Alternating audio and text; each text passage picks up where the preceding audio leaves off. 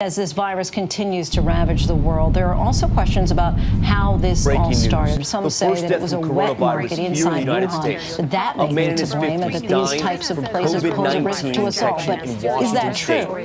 Maggie Rubin files this report. Patient, but say he had no apparent travel to China. It is one of several new cases there. The governor declaring a state of emergency.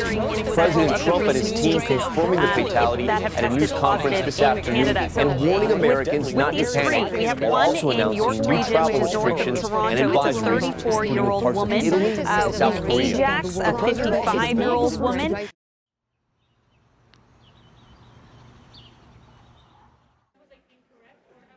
Yeah, I think quarantine and self-isolation has had a significant factor on adolescent and teen mental health. I think anxiety is high. I think that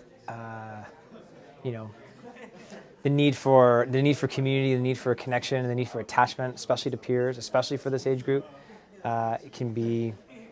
is very prevalent in this time. And to not have the connection that students are used to having can be difficult. Anxiety is a really hot topic and has been for a number of years, especially with this age group. I feel like it's getting more and more, and COVID certainly hasn't helped. Because students have been faced with challenges that their siblings didn't have to face. Like, things are all new right now and we're not really sure how to do this. It's really hard to help students too, because we're all in this together. We're all trying to figure this out the best way that we can. But yeah, I think there's a lot of students that are feeling really anxious. They're spending a lot of time at home. And if someone is procrastinating, which is natural and normal in our social behavior, we procrastinate, or some of us do. I'm a procrastinator, and I have found it really difficult in COVID because I can just do it tomorrow. And tomorrow was a lot like today. When quarantine first hit, I was really thrown off guard, and it was the day before I was supposed to go to New Zealand with the school, so I had been super excited about that. So that was a major letdown. And then in March, when it was the first 2 weeks of very strict lockdown, it was technically spring break, so I wasn't that upset about it, because I wasn't doing online school or anything. The only downside was it was technically spring break and we couldn't see our friends. But once April hit, and we were really not allowed to see anyone, all of a sudden, something in me really shifted. And I would look in the mirror and I would not recognize myself.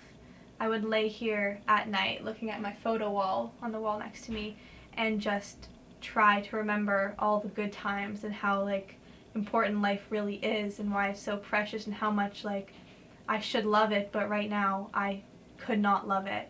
And I was in such a dark place that I would have to look at that wall every night to remind myself why to keep going, pretty much.